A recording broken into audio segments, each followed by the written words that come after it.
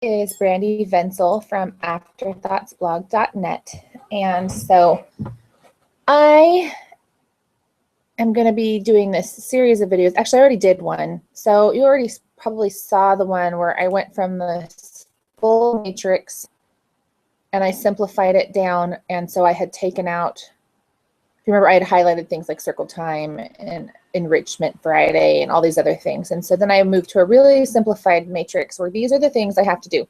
One thing I did was I added another column here for my third grader. So these are duplicates because they're both in Form 1, but I just needed to see 4 people on my screen. So this is my simplified matrix. So then what I did was I went through here and I just highlighted areas where I decided I was going to combine 2 students into one book. Now I told you before that what I'm doing here is based upon the work of Nicole Williams over at Sabbath Mood Homeschool. And like I said before, I highly suggest you go and watch all of her videos because I'm doing a version of what she did. And I think starting with the original, which is her, is really useful. So she does a lot of combining. And I also think the more children you have, the more combining you need to do. I choose to not do lots and lots of combining, and mainly that has to do with how I best think I can meet the needs of my children. So I'm doing something that's a little bit different because I think what would be really obvious here would be to combine these 2 students, you know, almost entirely. And some people do that, and that's fine. Doesn't work very well for me because my third grader is very advanced while my first grader is still, I mean, this is his first year of school, so he's learning to read, you know, that kind of thing. And then my 5th grader and my 3rd grader are probably more at the same level. So the few things that I'm choosing to combine, I'm choosing actually to combine between 3rd and 5th grade. So in this video, all I'm going to do is then show you how I would start plugging things into 2 things. First would be the weekly template. And for this video, we're just going to do the weekly template for my 1st grader. But then also how I would plug things into the average day chart. And I've written about this before, and I've shown it in some of my other planning charts. And this is basically the chart that I've been using for years. And I've already plugged in all of the non-negotiable stuff. So breakfast is always from 7 to 7:30 because we eat with my husband before he leaves for work. And then circle time always directly follows because if I don't do it then, it never happens. And then my children are always starving around 10 or 10:15, and so I have to schedule in a snack. Otherwise, it just interrupts our day. So that kind of thing, I went through and I deleted everything, but I put in the stuff that cannot be moved. And for instance, down here, you know, Tuesday lunch is at 12:30 because my son has a class at 1. We have to eat at 12:30 in order to be done. So what's that saying? We all have the same 24. We all have the same 24 hours, but it's going to look different for everybody because, you know, you have your own activities and your own way of doing things. So this is ours. All right, so we're going to start. So I go from the simplified matrix here. And let's see here. What can I start with? Okay, so here, just to point this out, this idea of drill is already on my chart. I put it right in here because this is a half hour we've blocked out. We're going to do drill for 20 minutes and then followed by a quick snack. All right, so that's already taken care of.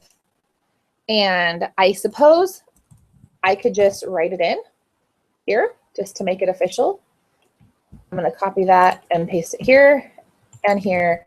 If you look at the simplified matrix, drill is 3 days a week, and that works really well because Tuesday's the day we have to have an early lunch. So this actually works out really well. Over here on Friday, I always do our enrichment Friday, and those are almost entirely group activities. So I don't plan individual things for each child on Friday. I just put it here, and I usually will add a little text banner that tells them what fun thing we're doing that day or whatever because they get excited about that. So anyway, okay, so that was drill. We took care of that. Drawing. Yes, I am going to do drawing. So we'll just add that down here. And how many days a week is it? 3 days a week again. All right. Well, again, I'm just going to say that we should do it Monday, Wednesday, Thursday, because Tuesday needs to be our short day. All right, so we've taken care of those. So now let's come up here, and he needs to do copy work 4 times a week. Well, that's pretty easy, right? So we'll just say copy work. And I like to put in parentheses how long it's supposed to take, so that later when I'm trying to remember how long it's supposed to take, I don't have to go look it up. I don't really worry about putting the time down for drawing because I don't really stick to the time. I just do a little lesson out of one of my drawing books, and that's the end of it, and I don't worry about how long it took. I suppose if I felt I was going over in time, that would matter. Okay, so we're done with that, and what I'm going to do here to help keep track of things is then I'm going to go ahead and highlight this. Let's see, what will I say here? Let's say that this orange color means it's done. It's been put into my grid, it's done. These things don't actually, I'm going to go ahead and highlight those. They don't need to be put into the grid because they're part of the Ambleside Online curriculum. And like I said, I'm actually going to be plugging Ambleside Online into these templates after they're made. And so that doesn't need to be done. So we have reading. Okay, so we have 30 minutes of reading. And these readings, this includes the time spent narrating. So it's not like we're sitting down with a 6 or 7-year-old child and reading for 30 minutes straight. We're reading for 15, maybe 20 minutes, followed by 10 minutes of narration. All right, so we have readings 30 minutes 6 times. All right, so I'm just going to say reading 30. And first I'm going to say that's 4, right? And then I'll add a couple more. And I'm never going to add extra stuff on a Tuesday because Tuesday is our short day. All right, and if I remember correctly, I actually ended up finding that Ambleside was a little bit lighter than this grid. And so, all right, and so that's done. I checked it off by turning it orange. Let's see what else we have here. Natural history.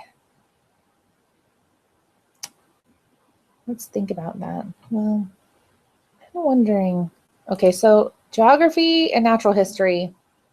I'm just going to go ahead and put them in. I feel like some of that is covered in readings, but I'm not going to worry about it right now. Okay, so geography. Let's put geography. It's only 10 minutes here. Twice a week. Great. Yep. And then natural history is 3 times a week. I'm just going to call that science. Is that 10?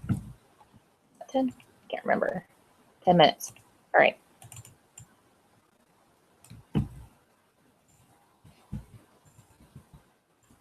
All right.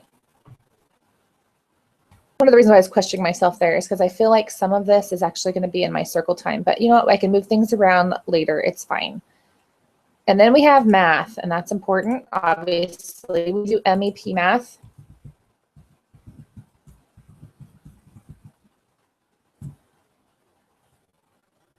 And it says 6 days a week, but you know what? I only do math 4 days a week, so that end. Let's see here. Is there anything else we need to do? History, C reading, so that doesn't need to be put in there. That's part of the readings. Okay, so all of that stuff is now in my weekly template. So I have these extra spaces because there might be something I need to add or something I need to break away, or I might end up just deleting a row or whatever. Trying to think. Oh, there is one thing that I need to add in here, and that would be phonics lessons. So we do my Teaching Reading with Bob Books program.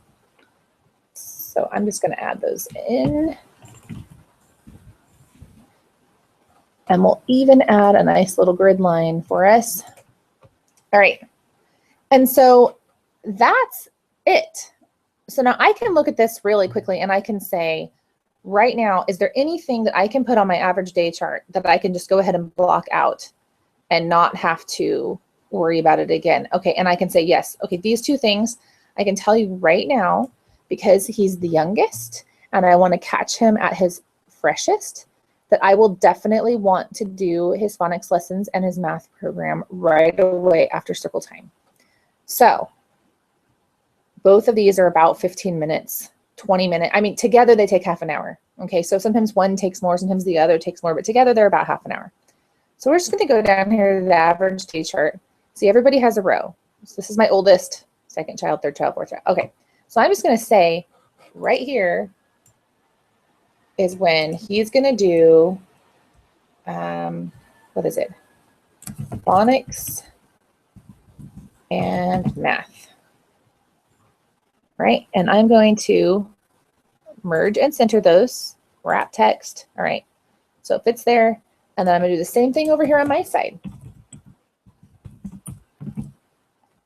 Because I know that I have to be there teaching this to him. Whoops, let's merge these two, right? He can't do this on his own. So I know that that's where I have to spend my time during that time.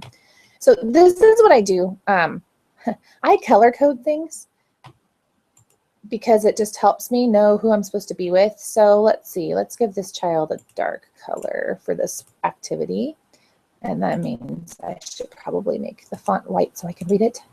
All right, so what I just did here is by color coding it, I said, I am with the child that matches my color. All right, so whatever I'm doing, there's a color usually of a child that matches mine, and that's who I'm with. And that's just a quick way that I can reference. If I can say, oh, at 9 o'clock, okay, I'm on blue. Who's blue? Okay, this is who I'm supposed to be with, and this is what we're doing. It just works for me. That might be totally confusing to someone else. That's fine. This is how I've always done it because the colors just, I don't know, they draw my eye. It works for me. So, and then here's another thing I can do right now. I can tell you right now that my girls are going to do chores during this time. Because I just know that I won't be having them working independently, and they do need to do their chores at some point. So it's a good time to do it. So I'm just going to say they're doing this together, so they get to be yellow. All right. And so they're going to work on just, you know, their normal stuff. If they haven't made their bed, if they haven't brushed their teeth, if they haven't, whatever they need to do, they'll do it during this time. All right. And so see how we just started filling in the average day chart. It's not complete. Who cares? We just start filling in things that we know that pretty much this is where they have to be. This is what's going to have to be going on at this time. And, you know, sometimes you get to the end and stuff doesn't fit, and that's helpful too, because it just triggers that need to cut. And some of us need that trigger because we just start feeling like, you know, we can just shoehorn a little bit more into our day. No, it doesn't work that way. There's only 24 hours, right? So we all have the same 24. We have to choose what to do with it. We have to make choices. So anyway, I'm going to continue with this video series, and we'll go through actually making a chart for different children. And so I'll show you how the average day chart gets filled in and how we do the charts and all this kind of stuff. You know, I guess I could go ahead. Well, I'll do that later. I was just thinking, I know that he's going to start on his independent work right here because he's going to have done his chores up here, but I won't worry about that right now. So anyway, that's all for this time. So if you see, we took Form 1, all right, we took a first grader and we filled in a weekly template. And, you know, okay, so that's one good thing to explain. If the weekly template doesn't make sense, let me just briefly explain it. This is, oh, you know what else is not here that should be here? Where did the handicrafts go? Somehow I didn't move that over. Okay, so he's supposed to have handicrafts every day. See, good thing I checked these things. All right, so we'll just go right here. I'll even put these here just in case. Well, we'll just do this. So we're missing handicrafts, and then we know this child's also Form 1. Okay, so we have